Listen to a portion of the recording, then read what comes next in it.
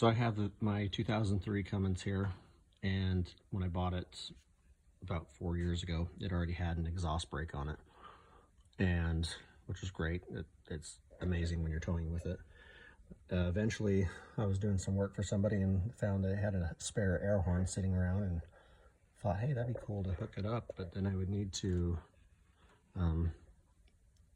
get a tank and a few other things set up, and then my son had some extra airbags off his truck, so I decided to go for it and get my truck all set up. So I was just going to show everyone the things that I did, just to give you some ideas if you're trying to do some stuff yourself. I didn't like a lot of the online kits, so I wanted to do my own setup. I had my own idea of how I wanted to do it. So I built this, took out the cigarette lighter, or the ashtray, and I built this that goes in place of it. So to 2 gauge, I got, this is for my airbags. So I can just up and then drop it back down. So I didn't like the manual switches running hoses, so this is all electronic controlled over solenoids. This button right here would honk my air horn, but I have a sleeping child in the house, so I don't want to wake him up. But so everything right there is pretty nifty. I just ran it all under the dash. I have my nylite switches right here.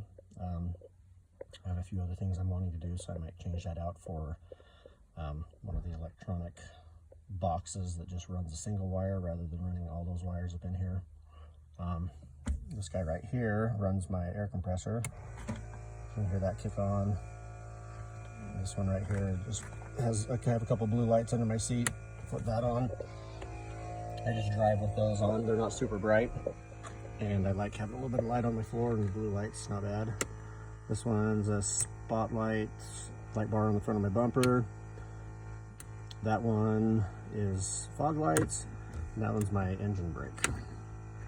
Controls ground, so it doesn't light up, but let's turn that off. So I'll show you what I did under the hood.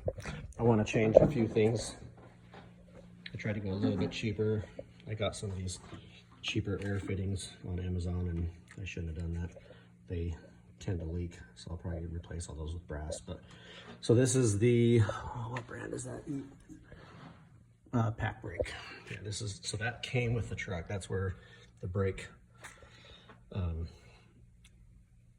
where they designed the compressor to be. So I've had that same compressor. I don't know how long it's been on the truck. I've had it on here for 4 years. So I have this manifold right here. One of them's a pressure switch that shuts off the compressor when it gets up to like 110 PSI. I mean, that's this one. This is the pressure switch. This one's a sensor that gives me my gauge pressure in the truck.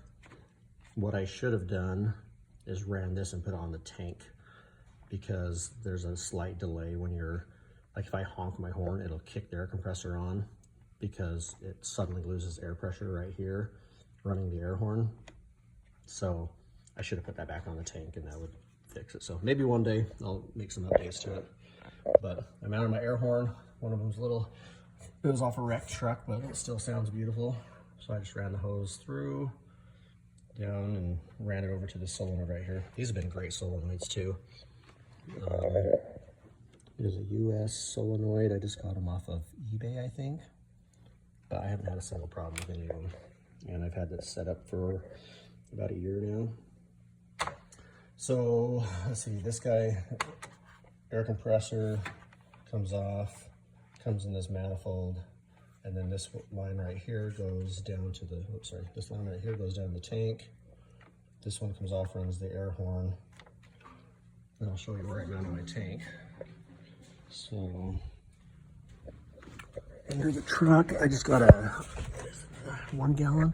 It's just a little guy. I just mounted it. I built a bracket.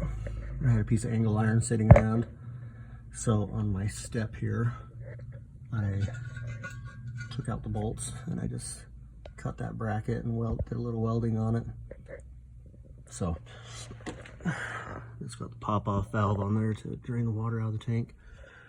So that's the inlet line, and then the outlet line right there goes back to my valves for the airbags, and I'll come back and show you. Okay. I could probably paint this and make it a little prettier, but so I got 2 of those valves.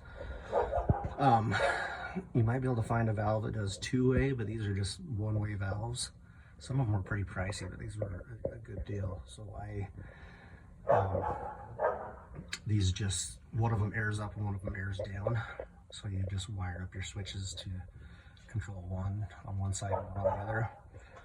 And so it splits right there, goes to each airbag.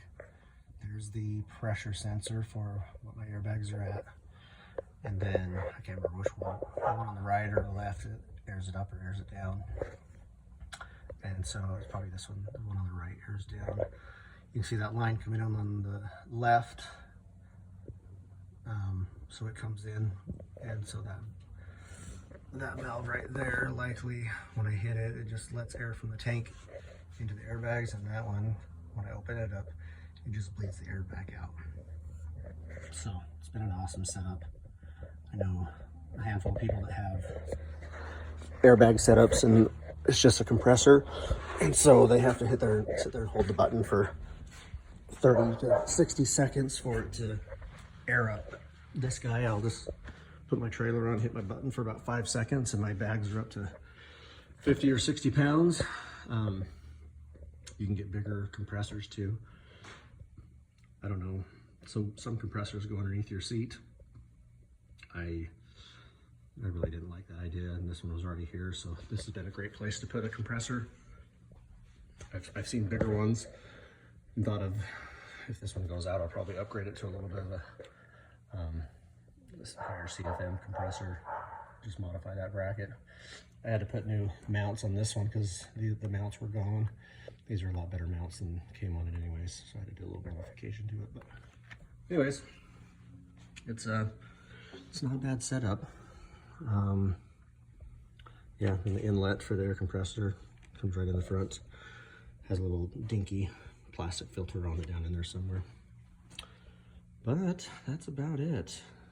So hopefully if you're wanting to do a project like that, you can get it figured out. Give you some ideas here. I think it cost me a total of like 500-ish, give or take. Yeah, I like this setup that I've done better than any other ones that I could find. So anyways, hope it helps you out.